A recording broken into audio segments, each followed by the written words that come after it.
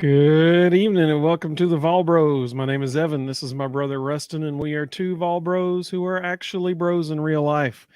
And huge day today on Rocky Top for multiple different reasons.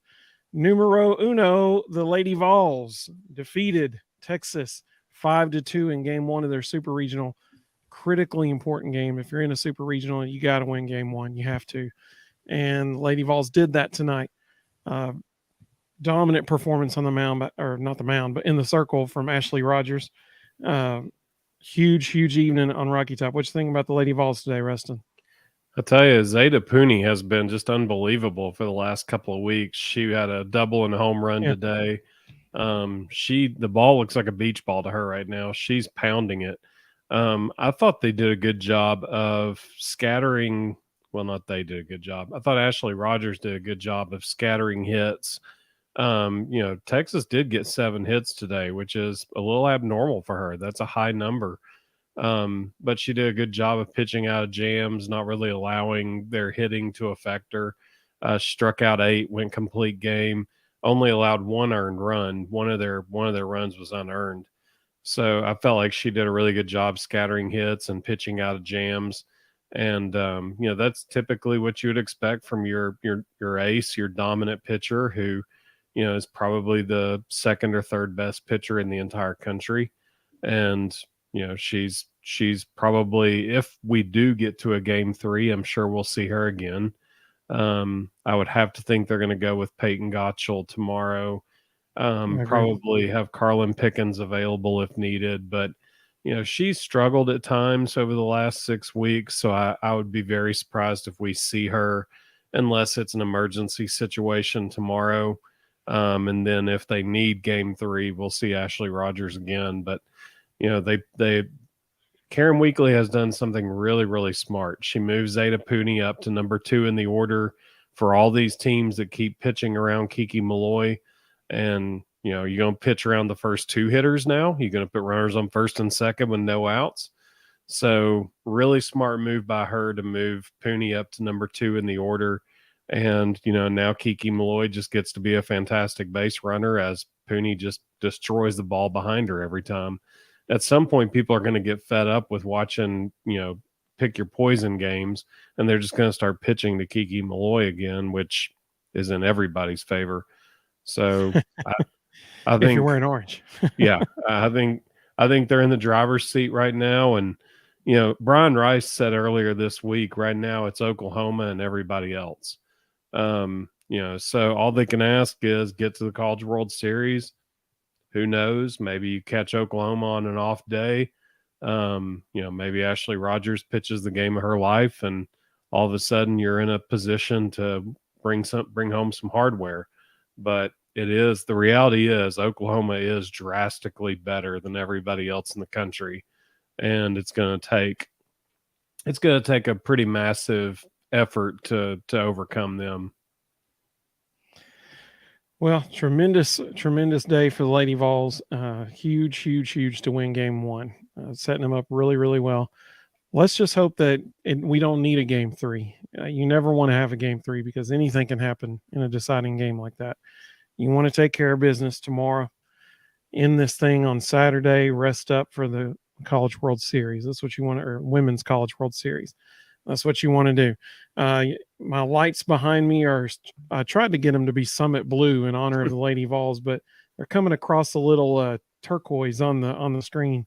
I'll have to play with that a little bit more next time, but super proud of the Lady Vols, man. They're killing it. Ashley Rogers is from where we're at the same area that Rustin and I live in, and so we're super proud of her too. We got to see her pitch twice in state championship games, right here in Murfreesboro, not right here, but in Murfreesboro. So really proud of them. Now, another thing happened today, and so we're going to begin and end on positive notes. This middle one, it could go, it's on how you interpret it. But Dejon Terry entered the transfer portal this evening. News about that broke right around 7:00 p.m. On 3 Sports was reporting it. And so What do you think about this, Rustin, with Terry going in the transfer portal? Because let's be honest, everybody was expecting a breakout year from him this year. Anybody familiar with Tennessee football, they expected big things out of him, and they thought this year would be the year that we really see him burst onto the scene, or at least hope that he would burst onto the scene. So, with him leaving, what does that mean for Tennessee? So I think, I mean, really, it comes down to one of two things. Either number one, he did something to get in trouble and they told him to leave. One of the things that Josh Heupel has always done a very good job of, he does a great job concealing private things that need to stay internal so as not to hurt a kid's future. So either Dejon Terry broke a team rule and he was told, there's your transfer portal, have fun. Or, and this is what I'm hoping it is, there are two guys that we have not seen really live yet who play the same position as Dejon Terry, Omar Norman Lott and David Hobbs. And they play the exact same spot on the line that Dejon Terry plays. What I'm hoping happened is they've had their end of semester exit interviews. And in those interviews coming out of spring, they typically tell guys where they stand on the depth chart. They tell them who they're competing against. They tell them, as much information as they can, hoping that they will be motivated to work on things that they're asked to work on in the off season. Some guys do not respond to that conversation well. If they're told right now you're in a 3-way tie for this, for 20 snaps a game with Omar Norman Lott and David Hobbs. So I'm hoping what it is that he's not in trouble. He just didn't like his exit interview. And agreed. Yeah. Omar Norman Lott and David Hobbs showed a lot more in spring practice than people thought. And everybody's going, hey, these two dudes can play. Yeah, I totally agree. I 100% with everything you just said, because you're exactly right. It's one of those two things. I guess there could be a rare option 3 out there, but 90% it's one of those two things. Especially this time of year. Yeah, I mean, we're almost in June. Nobody's transferring in June. So let's hope that he's, academically fine. He's disciplinary. He's fine. Let's hope everything like that is the way it should be. And it's just I see more playing time for myself elsewhere situation. Let's hope that's what it is. And obviously we wish nothing but the best for Terry, and that he, wherever he ends up, which I'm sure will be a Division I school, he will burst on the scene and we'll see him on draft day someday. That's what we're hoping for him. But nevertheless, if you're a Tennessee fan, it does make you wonder, was David Hobbs really that good? And we got to hope that he is. That'd be tremendous. Omar Norman Lott. I mean, Norman Lott, absolutely. 6'4", he's 6'4", 300. I mean, he's not that much smaller than Dejon Terry. He may have flashed to the point that they were like, this guy's even better than we thought. Mm-hmm. I mean, everybody wanted him in the transfer portal. There's got to be a reason for that, For anybody who doesn't know, Omar Norman Lott is coming to Tennessee from Arizona State University, where he was a defensive lineman at Arizona State. And now he will be a Vol on Rocky Top this fall. So let's hope that that is tremendously positive signs for them. Zach, welcome, Zach. We're glad to have you here, buddy. He said, "What's up, Vol Bros? Let's freaking go! Best college school ever." Actually, there's statistical data to prove that. Now, yeah, absolutely. The Tennessee Volunteers won the SEC all-around all sports awards. Yeah, this week. So they had better seasons as a whole overall across the entire athletic department than any other athletic department. You know what was weird though? Did you see the rest of the rankings? Mm-hmm. And all I can figure is women's sports must be carrying Florida. Florida finished second in the all sports award, and I was going, Alabama's what on third, earth? I think. Like it's got to be the women's sports that are carrying them because their men's sports definitely didn't get them there. Yeah, gymnastics I know was huge at Florida, and then women's gymnastics. Um, so I mean, I'm sure that helped them out because I think I know at least they had at least one person who won a national championship in some event. So Zach also said we won game one. Let's go out and get game two tomorrow. Absolutely, totally agree, Zach. He's referring to the Lady Vols beating Texas this evening, 5-2. And we 100% hope that there is no game three. They take care of business right up front. Now, we do have one last thing we're going to talk about, and I apologize to Rustin because I did not let him know I was going to bring this up while we were going to be talking. So this is going to be fresh right off the cuff here. Oh, Zach's letting us know Florida softball, gymnastics, and volleyball at Florida is what carried them. I appreciate that, Zach. This weekend in Knoxville, there's quite a few fellas up there this weekend and a big recruiting weekend. I legitimately wonder if there are more 5-star recruits on campus right now since maybe ever. I mean, like as far as like on one weekend, one class, one weekend. Before we go to recruiting, there is one other thing about softball that I think we need to mention. Okay. People aren't talking about this, and I don't really understand why, because I think it's a really big deal. Have you looked at who our super regional opponent is going to be if we beat the first round of the College World Series? Yes. Who we face in the first round of the College World Series? Let's see. We're the 4th seed, so that means if everybody wins out, then it would be the 9 seed. Is that correct? Mm-mm. It's the winner of Alabama and Northwestern. Oh, wow. Which would mean we would open. Oh, that makes sense. 5 against 10. That makes sense. Yeah.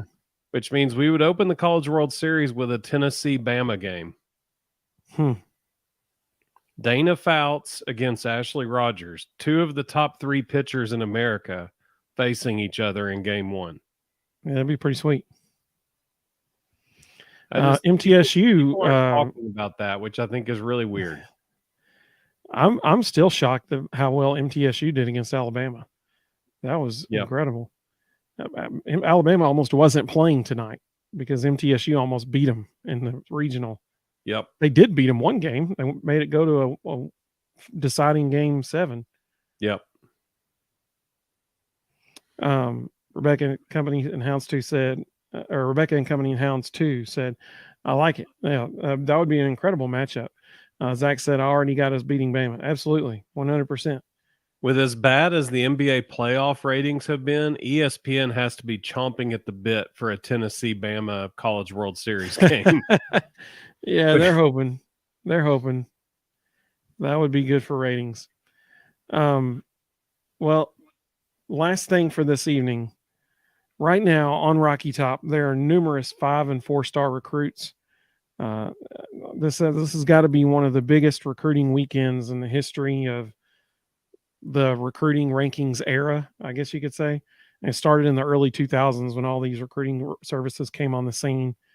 And so now, we've got more 5- and 4-stars on campus this weekend than I don't know, potentially any weekend ever. I would be very curious to know that, like the actual numbers on that. But if you take like a composite overall ranking of all these guys, I mean, it's an incredible weekend up there. Here's my question for you, Rustin, and I'll give my answer first because I've been thinking about it and this is the first time you're hearing it. So my question to you is, which recruit that's on campus right now do you think Tennessee would benefit the most from having? And you want to go ahead and answer? Yeah, I already know who that is. Okay, well, you say it, and then I'll give mine. Camarion Franklin is the next Javon Curse. Whoever gets him is getting an absolute day 1 game changer. Well, there you go. I like that answer. Carl said, "Hey, welcome, Carl. We're glad to have you with us." He said, "Hope we land the best fits." Absolutely, totally agree. And that's why Franklin fits wherever the crap you want him to fit. That kid is a freak of nature. Now, it is good to know that we do have some commits who are highly ranked also there this weekend trying to get people to come. Mr. Jones, welcome, buddy. Good to have you with us. He said he'll help get the 5-star wide receiver from Tennessee. I think Tennessee finishes with a top 5 ranking in recruiting. That's 100% possible. Absolutely. Carl said, yes, sir. So Sammy Brown, that's the one that I'm most interested in. He's the number 1 ranked linebacker in the country. Georgia's after him hard. It'll be interesting to see what happens with him. The only reason I pick him is because, man, oh man, after this year, we're going to be saying goodbye to Keenan Peely and Aaron Beasley. And there goes the whole starting linebacker. So all of our starting linebackers are leaving this year. And so we need to replenish that cupboard. Obviously, we're super excited about Arian Carter. Obviously that's going to be a huge addition to our linebackers. And he'll certainly be the first guy off the bench, which is a great thing because, wow, we have a true freshman who's that good. But also, oh no, we have a true freshman who's the first one off the bench. It's a double-edged sword there. And so I sincerely hope, they pull several highly ranked linebackers in this class because we're going to need them. We are certainly going to need them, not this upcoming season, but the season after that. Like they know it, they have to know as they look at all their options. When they look at Tennessee, they see a really, strong presence everywhere, especially in the secondary, especially young guys in the secondary. But when they look at the linebackers, there's a big opening that somebody could step in and really make a name for themselves early. And so hopefully some of these highly ranked guys will see that and want to become part of that. Mr. Jones said, got to keep the in-state talent at home. That's why I say the wide receiver from the volunteer state is most important. I absolutely understand that. 100% agree. Yeah. Because if people are leaving your own state, then what message does that send everybody else? Like, man, they didn't want to stay in their own state. And so 100% agree with that. Absolutely. Carl said, Kamar Tanklin. Nice. I like that. Well played, sir. Big weekend this weekend. So, hopefully, hey, it'd be awesome if we saw a recruit or 2 or 3 come out of this weekend. We'll see what happens. I'm already hearing there's going to be one tonight. That'd be cool. That I don't think it'll be Sammy Brown. That dude. My only concern with him is he seems like he likes the attention. So he's already, and I could be totally wrong. I don't know the kid, but he's got all 5 official visits planned, and I think he's announcing in August, July, August, something like that. It's one of the 2. So we'll know I want soon. to say it's mid-July. I want to say it's like July 16th or something like that. He has a very that's what I was thinking. Date. Yeah, I thought it was July as well. No, I'm hearing Peyton Lewis, 4-star running back, is probably going to commit this weekend. Word is he already has. They're just going to do it this weekend as a leverage point for a couple other ones that are there. Totally understand that too. Playing the game, man. Playing the game. So that's really exciting. I tell you, there's so many big time players there this weekend. Boo Carter's there. The 5-star receiver he keeps referring to is Edwin Spillman. Honestly, I think that's a no-brainer. I'm not worried about him at all. I think he's absolutely a vol. There's I think they've got so many opportunities right now. Even at linebacker, it would be nice to have Sammy Brown, but there's a lot of really good linebackers in this class. And, let's not forget, you got Elijah Herring sitting there who's going to just keep getting better and better. There's Jalen Smith sitting there who's going to be a great player down the road. I still believe Jeremiah Thielander is going to shock people and probably get a lot of minutes as a freshman. That kid's SEC ready right now.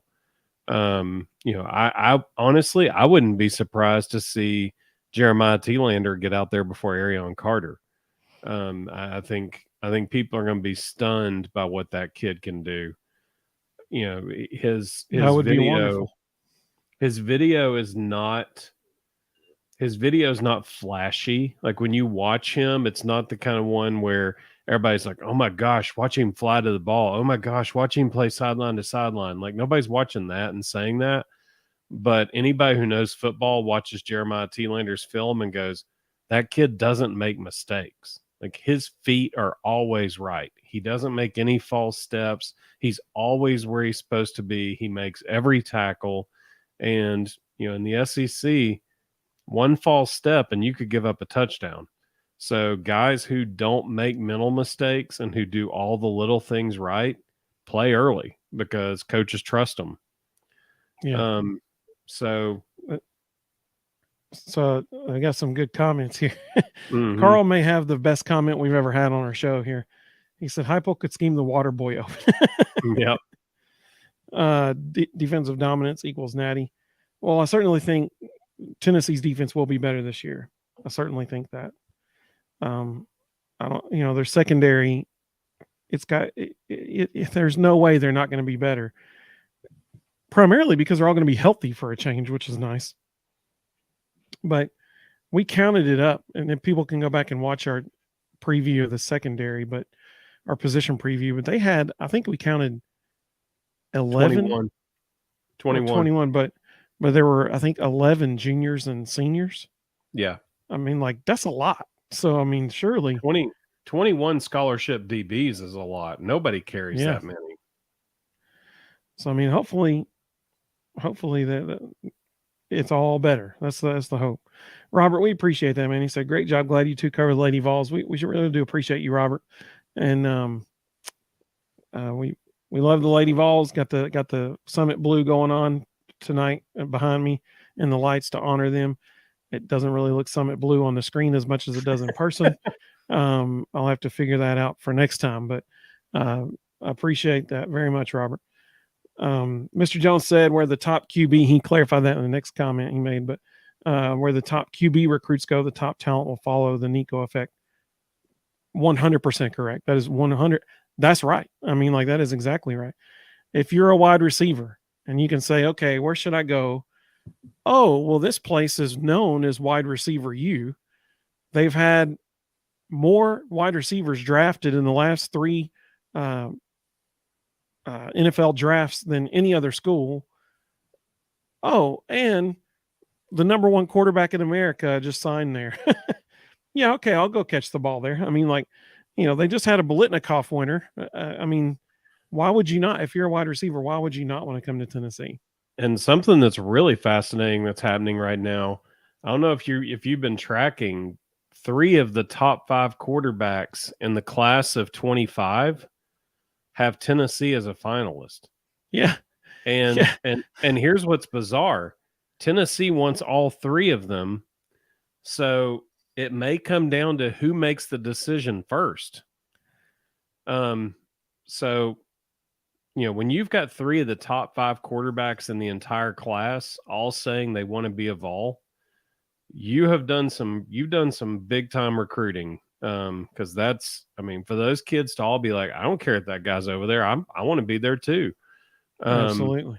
They're going to have a really weird scenario on their hands, because let's say Deuce Knight says, okay, I'm going to be a Vol, but the coaching staff had him, you know, again, he's one of the top 5 quarterbacks in America, but maybe the coaching staff had him number 3 out of the 3. Do you take his commitment knowing that George McIntyre was number 1, and you're like, we kind of want to wait on this guy, but you're also one of the best in the country, so we kind of also want you, you know. How do you even navigate that? And how many other schools would have that problem? Right. That's a very good question. Alabama, Zach let us know Alabama's losing right now. I like that. Let's hope that continues to be the case. I mean, no, of course not. I would never think that. No, let's hope that. I think they're playing Northwestern. Is that who they're playing? Yeah. Hey, Rebecca, I appreciate that. She said, I'm loving the lights. Thank you. I appreciate that. I like them too. It makes them feel like this is like a fancy thing now. I appreciate it. Mr. Jones made a very good point. He said Josh Heupel had the most wide receivers drafted than any coach in football over the last few drafts. That's exactly correct. He let everybody know that too in the Big Orange Caravan stop. He made sure to make that point. And they're producing. Like that's the other thing people don't realize. If you look around the NFL, former Central Florida wide receivers are having really productive long careers in the NFL. Gabe Davis being the biggest one. I mean, everybody watched Gabe Davis a couple of years ago in the Super Bowl and in the AFC Championship have two huge games. And, they just kept saying over and over, Josh Heupel, Central Florida, Josh Heupel, Central Florida. The man knows how to coach. And Zach said, Josh Heupel's the best thing that happened to Tennessee football since Peyton Manning.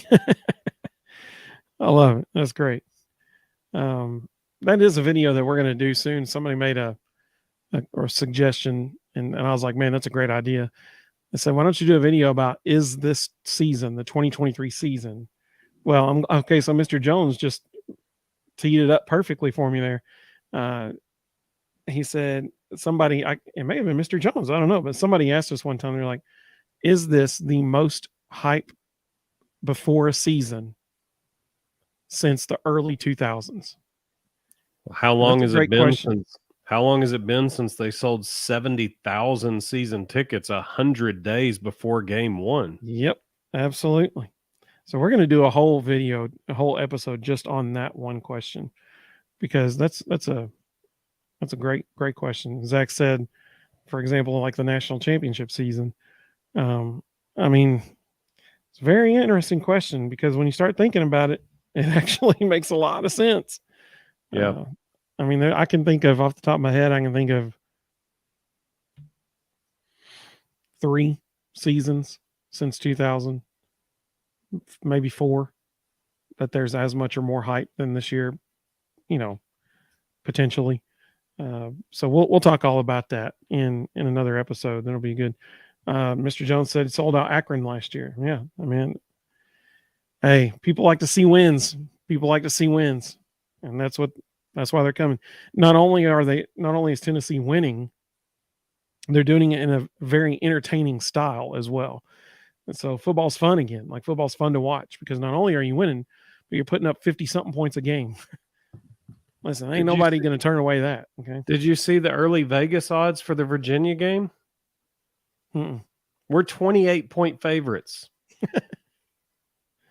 Yeah, that makes sense. I mean, that's a lot of points, though. Stop and think about that. We're 100 days from that game happening, and Vegas already has us as 4 touchdown favorites. That's a lot of points. I think it's actually correct. I think I would take the over, actually, but sure. But I mean, it's just when would you ever expect? Think about the last 20 years. When would you ever expect us 3 months before the first game to already be 4 touchdown favorites, and not by some slappy with a magazine somewhere, by Las Vegas? Yeah. I mean, they kind of know what they're doing. It's an ACC school. It's not like an FCS school or something. Right. And again, we've already sold 70,000 season tickets. That means we're going to sell out Austin Peay. Yep, that's right. Which is a great thing for Austin Peay. Those guys will never, ever in their lives have the opportunity to play in front of 100,000 people. That's exactly right. It may not be pretty, but they can say they did it. Mr. Jones said we have a hype-powered offense. I like that. Zach said, thank goodness I got my South Carolina ticket early. Yeah, for real. That place is going to be unbelievable that day. That is going to be an incredible atmosphere. Rebecca said she got hers early too. That's awesome. Carl said, call what you want about the Vols are a gimmick. I'm fine with that. Happy to finally be rid of a dumpster. Amen, brother. Get rid of a dumpster fire. Absolutely.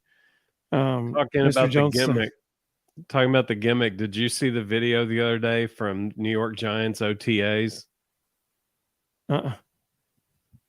Jalen Hyatt runs a what's essentially a sluggo route. He acted like he was running a slant and then got vertical on the kind of in the red zone. He was on about the 15-yard line, and Daniel Jones hit him for a beautiful touchdown with a DB draped over him. And they zoomed in on, I don't know who said it, but they zoomed in on Jalen Hyatt, and somebody in the background yells, "That looked like a pretty good route to me." Yeah, that was for that Dallas Cowboys assistant coach on that "Hey Rookie, Welcome to the League" show. Yep. I can run routes though. That's pretty good. Mr. Jones is exactly correct. He says only a gimmick because they can't stop it. Absolutely, 100%.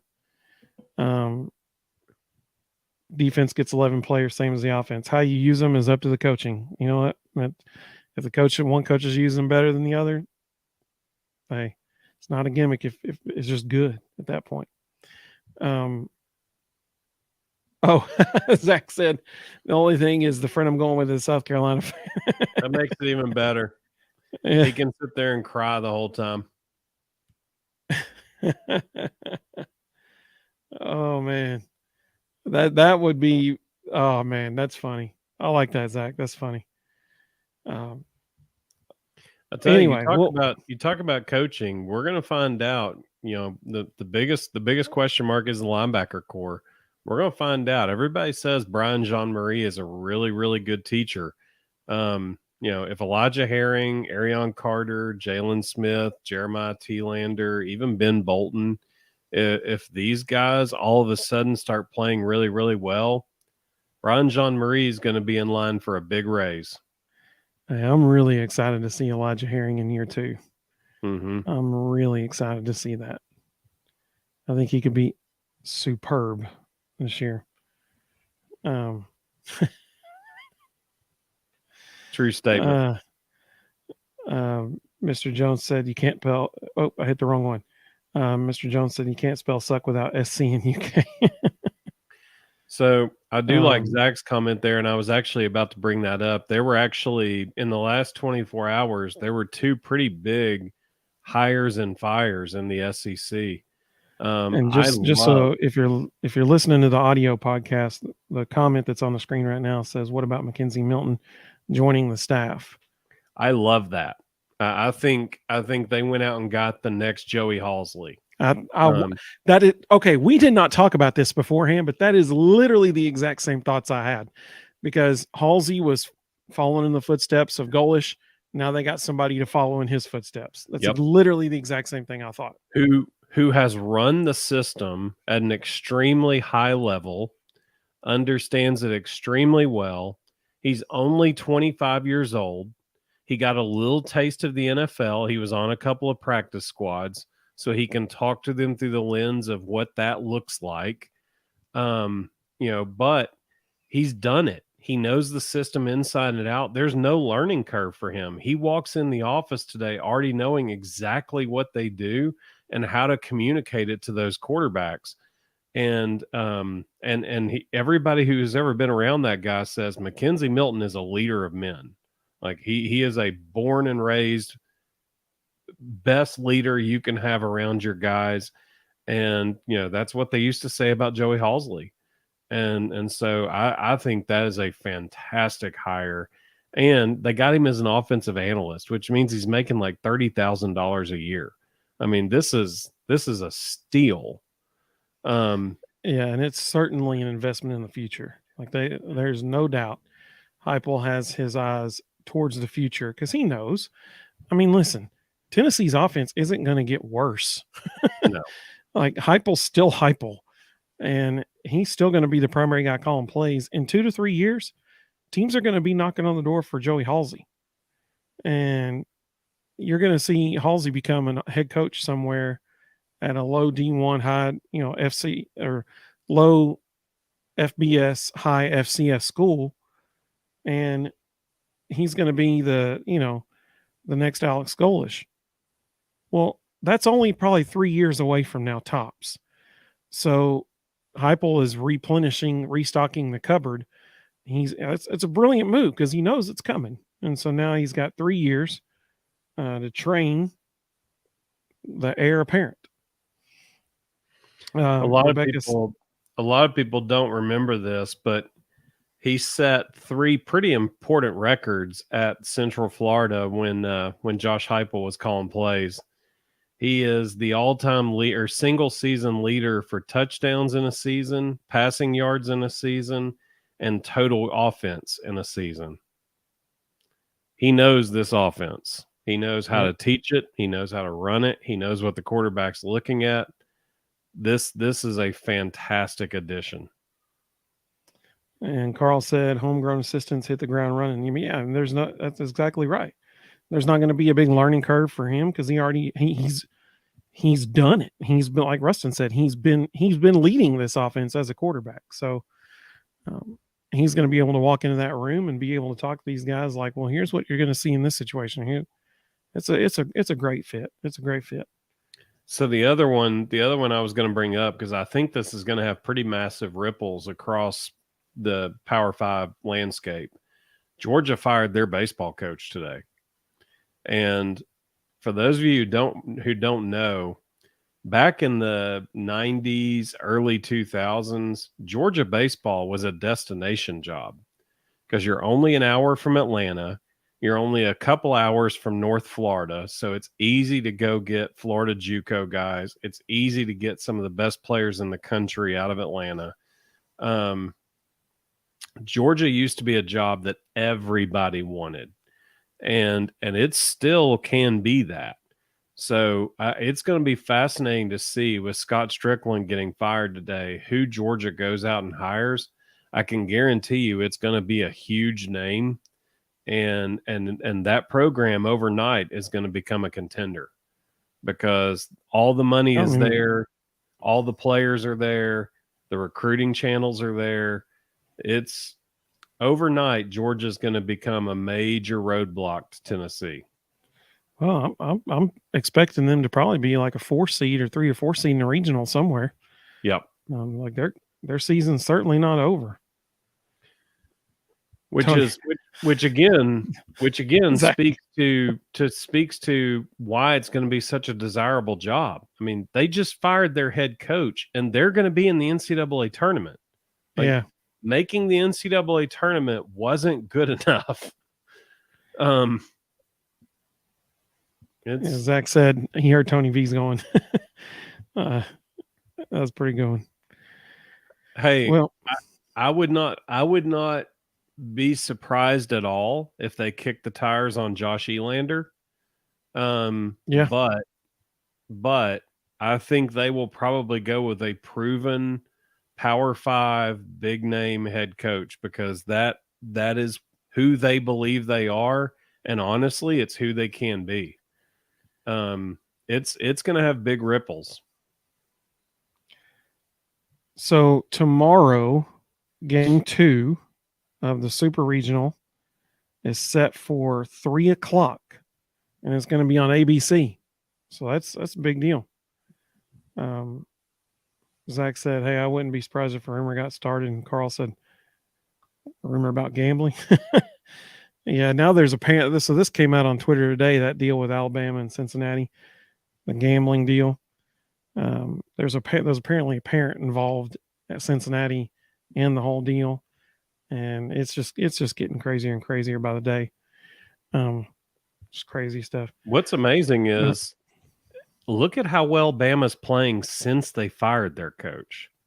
Like, I know he was betting against them, but when you see the resurgence that they've had since he got fired, it has to make you wonder, like, what were they aware of? What was going on internally? Like, I almost wonder, like, the fact that he got caught because some random guy had his cell phone get zoomed in on at a bookie just seems really far-fetched. And I'm almost starting to wonder if somebody internally snitched on him. Like somebody told Alabama what was going on. Well, I would have. I mean, if I know my coach is intentionally throwing games to win money. Yep. Absolutely. So game 2, Super Regional against Texas Lady Vols tomorrow, 3:00 on ABC. And the NCAA baseball selection show is Monday, May 29th, so Memorial Day at at noon. 12 o'clock Eastern. Yep, noon. It So said so I the so regionals. you threw one at me. I'll throw one at you that you weren't expecting. Okay.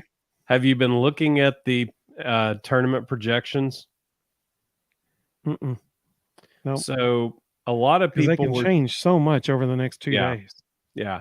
So a lot of people were saying we were going to Terre Haute and we were going to be in the Indiana State Regional.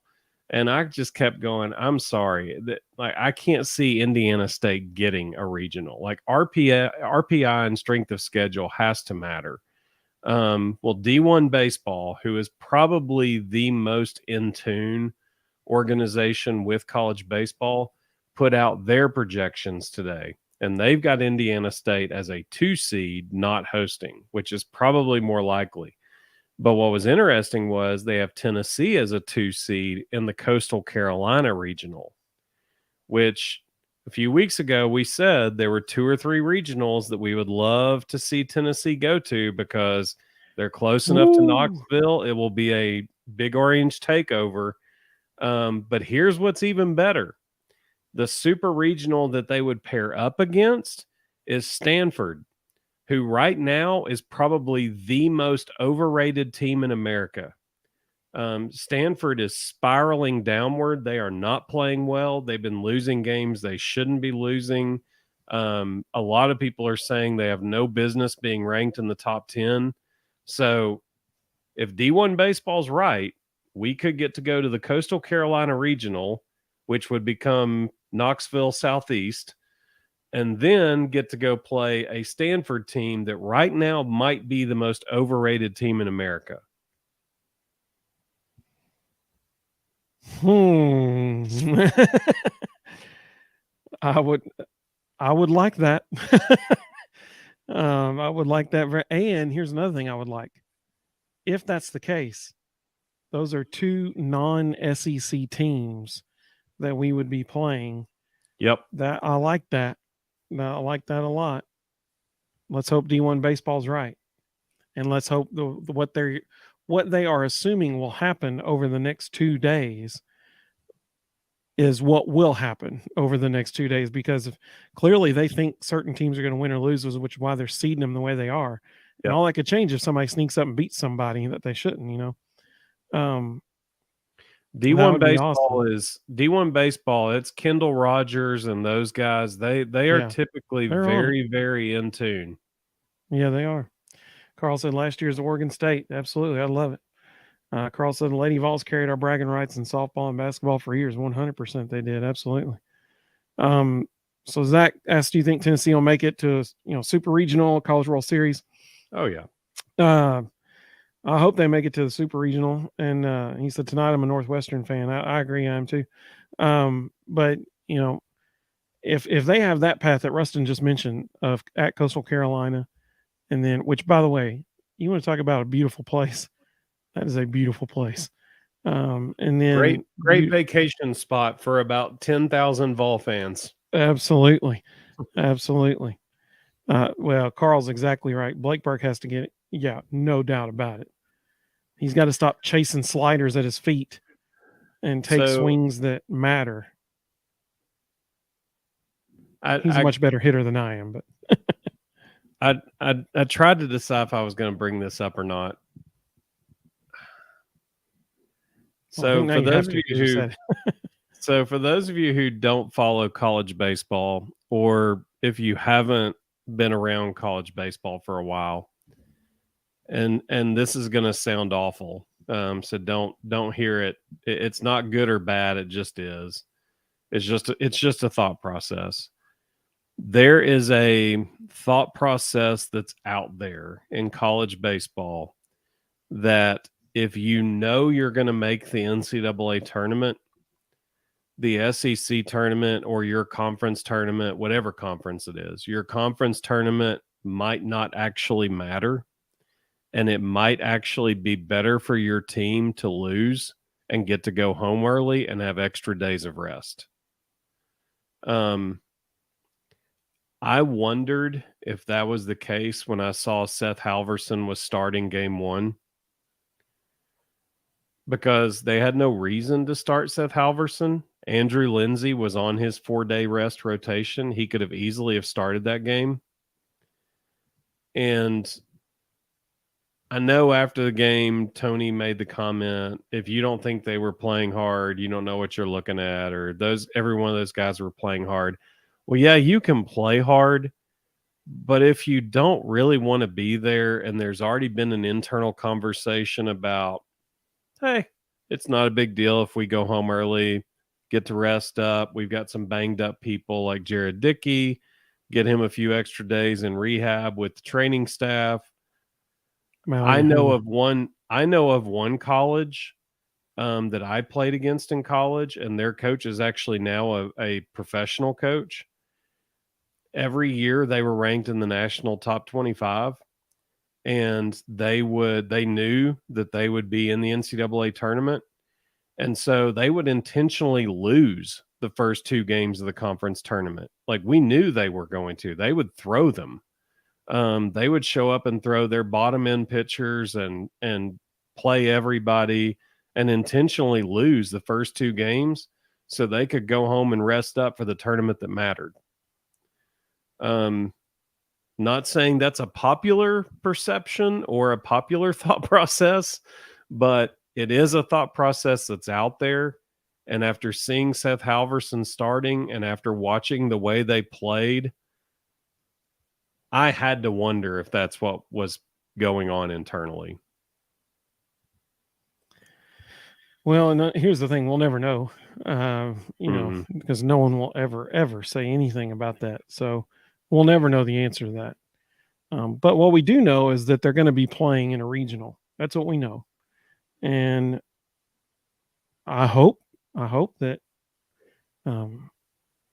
D1 baseball is correct, and I hope it's in Coastal Carolina, because man, that is a beautiful stadium. It's absolutely gorgeous, and that would be really, really cool.